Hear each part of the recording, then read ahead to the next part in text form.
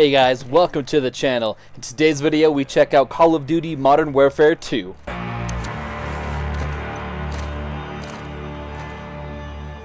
Welcome to the channel, guys. Like I said, we are going to cover Modern Warfare 2. If you guys are new to the channel, please hit that subscribe button, like the video, and as always, you guys are awesome. So I kind of said this back in my Call of Duty Cold War video, is that I've not really been interested in Call of Duty in a super long time. I actually personally have not purchased a Call of Duty game since I actually believe Modern Warfare 3 on the PS3. Because technically I did play Call of Duty Cold War, but I got that as a gift, so I didn't really, I haven't gone out of my way to purchase it. Up until this game. I purchased this game. I just remember looking at all the trailers and all of the stuff about this new Modern Warfare 2, and everything looked really promising, everything looked really good, and so I figured I would give this one a shot. And believe it or not, I actually pre-ordered the game, which I typically don't do for games, but this one came with like a super sweet steel case that has Ghost on the front. It looks pretty cool. So without further ado, let's just jump right into it. We'll go ahead and we'll start with the campaign first. So the campaign, I guess in simple terms, is 3 US missiles have been stolen by this Russian guy named Hassan, and your job is to track them down. And Hassan has also allied himself, I believe, with the Mexican cartel. And in a nutshell, your mission is to find these missiles, destroy these missiles, and find and eliminate Hassan. With only later in the game finding out that one of the US generals, I forget his name even, was somehow working with the Russians or was taking the bombs secretly to some other place, and they got stolen and the mission went sideways kind of thing, which leads this general, I'm drawing a blank on his name, basically to try to eliminate anybody that was involved with this missile mission to try to locate him, which includes Soap, Ghost, Alejandro, some of the special forces for the Mexican army. And this general's like, well, we gotta eliminate all tracks because now they're starting to think, see that I'm the one responsible. So he tries to eliminate this squad, which in my opinion leads to one of the coolest parts of the game, where they form Team Ghost. And it's freaking epic. That was probably the best scene in the whole, at least, campaign. I really liked it.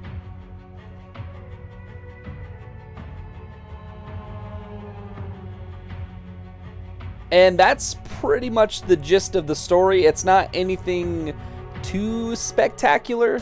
I would say that the plot itself was kind of meh and kind of predictable.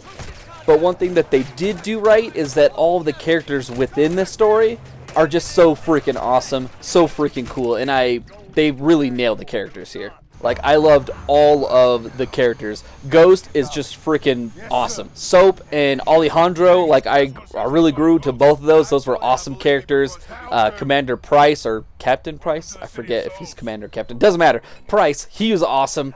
All the characters that were involved with the campaign story were all super cool, and they're the best part of the campaign, which kind of leads to almost mixed feelings, I guess, about the campaign, where I think that this is not a super, the story itself isn't really good, but everything within the story is really good, if that makes sense. The characters and how they interact with each other, the voice dialogue and all the voice acting is just top notch, but just the plot itself is just kind of oh, okay, I don't know, just some of the things in the game just want me to commit war crimes. Let's be real. Just kidding. All jokes aside, campaign I thought was great.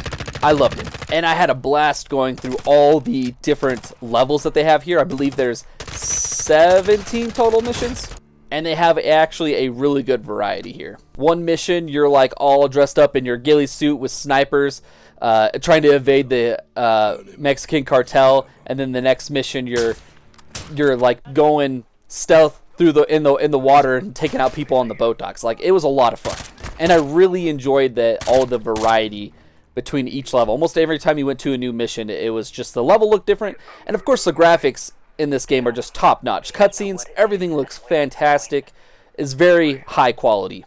And of course, like all your other Call of Duty games, you have your very over-the-top action scene here. One of those scenes being you falling out of a helicopter and somehow your leg gets you know, wrapped around a rope, and so you're upside down, and now you're having to take out the Mexican cartel upside down, hanging from a helicopter. It's insane, and I was kind of waiting, because even in Black Ops Cold War, there's like those over-the-top moments, and even some of the old Call of Duties, there's always like 1 or 2 levels that are just like way over the top.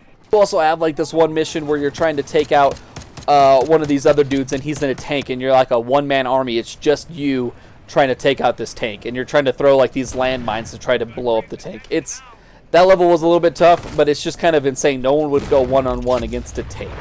All the weapons here felt great. I think Call of Duty has some of the best shooting mechanics just in video games, period. There are a few that come close, but nothing really is on the same level of Call of Duty's.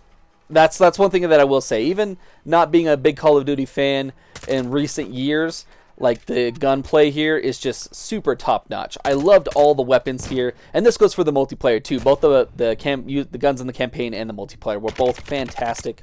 I loved the M4, even though that's kind of your base one. It's just so dang powerful now. It's like I almost don't want to switch to any other weapons. It's like all the weapons feel great, they shoot great, and I had a blast with them. We talked about a lot of the positives for the campaign specifically. Now some of the things that I didn't quite like, and this isn't something necessarily new to Call of Duty, but just the campaign just felt really short. It's only about 6-ish, 7 hours, depending on, you know, how long it takes you. But it took me about 6 hours to complete, and yeah, just it always ends right as like it's starting to get good and good and good, and like I just wish that there's just a little bit more to consume there. Another con that I had was the ending was very anticlimactic. I thought there would have been at least one more mission after taking out Hassan, like either with the general or with who the missiles were originally going to go to that Hassan had. Like, it just basically just kind of ends. You take out Hassan, you find out who kind of is running this whole thing, and since I haven't played Call of Duty in a while, from what I looked up, it was the main guy from Modern Warfare 1. I could be wrong, let me know down in the comments below. But yeah, it just kind of ends. I do want to take a little bit moment here and talk about the multiplayer. The multiplayer was fun. And like I said, I've not been a huge Call of Duty fan. I did try to jump into Warzone when that was real popular. I mean, it still is real popular. But I just was not a big fan of Warzone. And it could be a combination of things. It's just I don't know the maps, and I had no one to play with. This one was different. I kind of got to know the maps a little bit from playing them. I had lots of people to play with. Got to play with a couple of my buddies. And just the multiplayer was fun. The new modes were fun. I loved the grounded missions. It's like a big team battle, kind of like Battlefield, where there's just a bunch of people all versing each other. That was a lot of fun. I would say the two modes that we played the most whenever I hopped on was the Invasion and Grounded.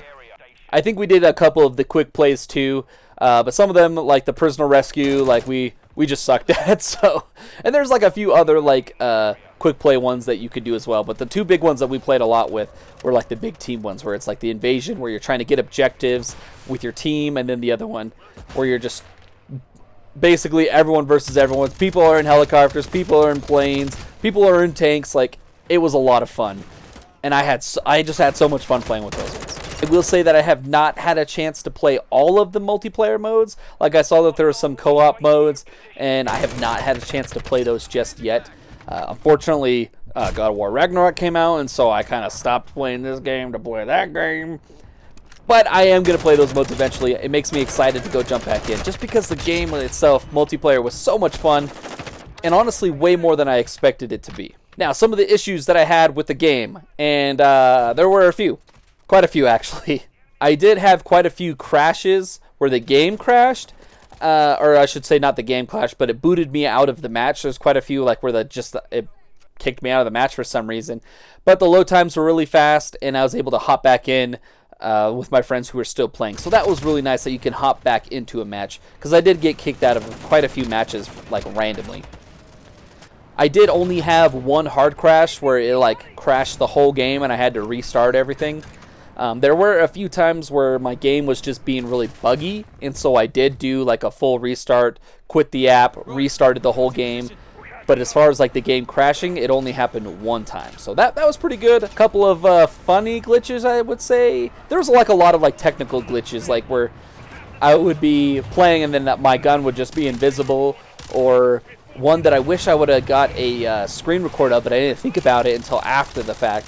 But there's this one, we were playing a multiplayer and I went to go switch to my sniper rifle, and I had the M4. When I would switch, it would do like the whole animation where you switched, but it wouldn't actually switch the weapon. It was still the M4, except for now when you switched it, instead of looking down sights, you did like that one where you kind of look on the side of the gun.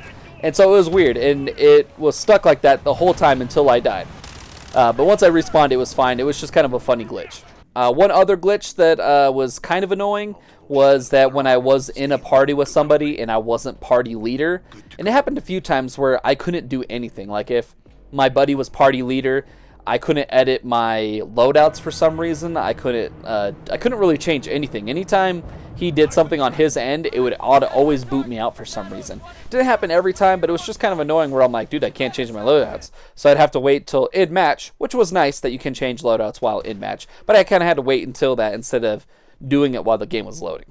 Another thing that was kind of annoying was that the store part menu like just wouldn't open for me for some reason. Not that I was buying anything anyway, but I just noticed it was one thing that every time I tried to go to the store, it wouldn't let me. Which kind of segues into my other thing that I didn't really like, is that like I said, I bought the physical edition, and the main reason I bought the physical edition is because of the super cool Ghost steel case. I'll take a picture of it and throw it on screen for you guys to see. It looks really cool, and that was really the main reason why I got a physical, even though I do mainly buy physicals anyway.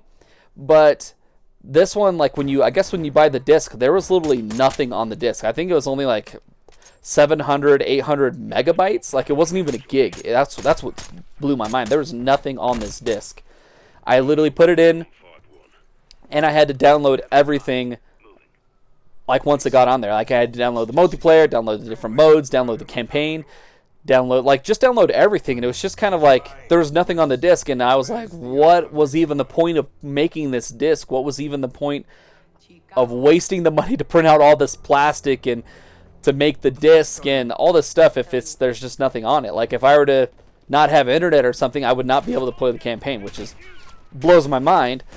Another issue that I didn't like is that there's no like upgrade path, unless it's my game specifically and I'm having that glitch with mine.